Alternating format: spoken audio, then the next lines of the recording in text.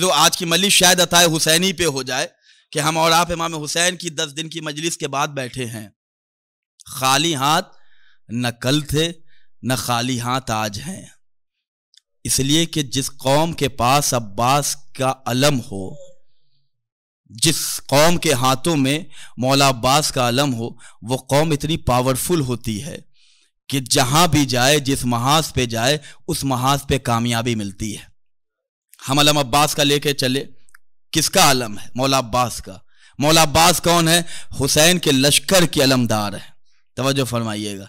हम और आप अलम अब्बास का लेके निकलते हैं। जैसे ही अलम अब्बास का हम और आप लेके निकलते हैं तो इस बात की फिक्र होती है हमें कि हमारे हाथ में उसका अलम है कि जो हुसैन के लश्कर का अलमदार है। कल भी मैंने देखा, परसों भी देखा, अक्सर जुलूस में देखते हैं कि जैसे ही हम और आप अलम अब्बास का लेके निकलते हैं तो कोई शख्स आया और आके मौला अब्बास के अलम को चूमता है और चूम के मन्नतें मांगता है। क्या कहता है? मौला, कोई स्टूडेंट आया, मौला मैंने एग्जाम दिया, मुझे पास करा दीजिए। किसी भी औलाद को आपने देखा होगा कि मौला अब्बास के अलम के पास आता है और आने के बाद मौला के अलम को अपने हाथों में लेके कहता है कि मौला अब्बास, मैं बे औलाद हूं, मुझे औलाद अता कीजिए। कोई आया, मौला मैं बेरोजगार हूं, मुझे रोजी अता कर दीजिए। कोई आया कि मौला सेहत की खराबी है, मौला मुझे शिफायाबी अता कर दीजिए। तो हर आदमी अपनी अपनी जरूरत के मुताबिक मौला अब्बास के अलम के नीचे आकर अपनी मुरादें मांगता है और मुरादें उसकी उसे मिल भी जाती हैं। यकीन है ना? जो भी अलम अब्बास का उठाता है और मौला अब्बास के अलम से कुछ मांगा जाए तो उससे मौला अब्बास के सदक़े में इमाम हुसैन अता करते हैं।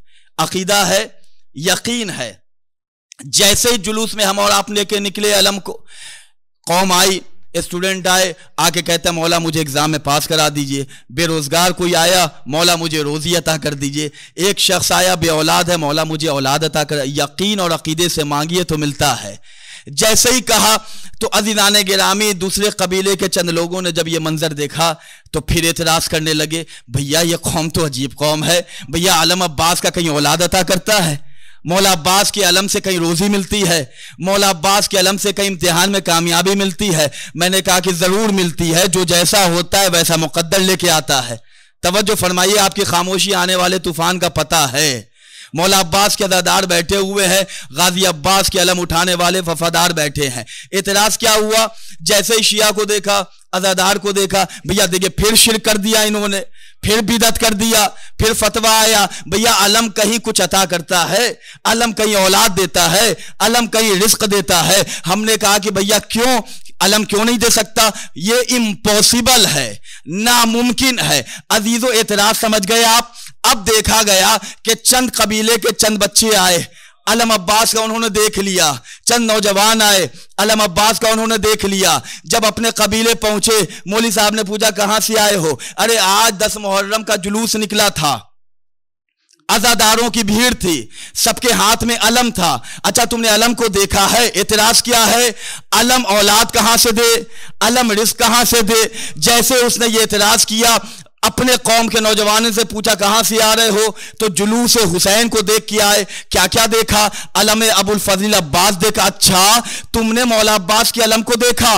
अब जैसे उसने कहा हाँ हमने मौला अब्बास के अलम को देखा, कहा कि फिर से आओ, दोबारा निकाह पढ़ेंगे। तवज्जो फरमा दीदाने गिरामी।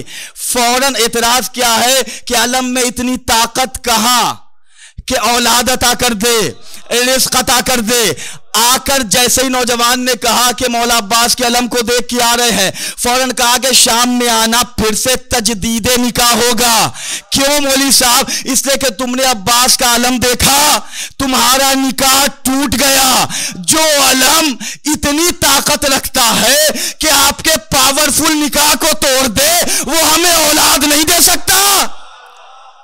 अज़ीज़ाने गिरामी, हमारे हौजे के जबान में 2 जवाब दिए जाते हैं। एक जवाब नग़ज़ी जवाब होता है, जब कोई सामने वाला एतराज करे कि जो आयत को नहीं मानता, जो हदीस को नहीं, या मैं आपकी जबान में कहूं ईंट का जवाब पत्थर से, तो ये नग़ज़ी जवाब था कि जो अलम इतनी ताकत, इतनी कुव्वत रखता है कि आपके पावरफुल निकाह को तोड़ दे। ये तो आप ही कह रहे हैं कि निकाह टूट गए अलम को देख के।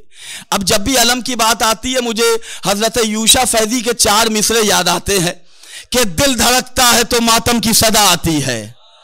जरा सा अपनी आवाज को आवाज से मिलाइएगा कि दिल धड़कता है तो मातम की सदा आती है, सांस लेता हूं तो जन्नत की हवा आती है। दिल धड़कता है तो मातम की सदा आती है, सांस लेता हूं तो जन्नत की हवा आती है।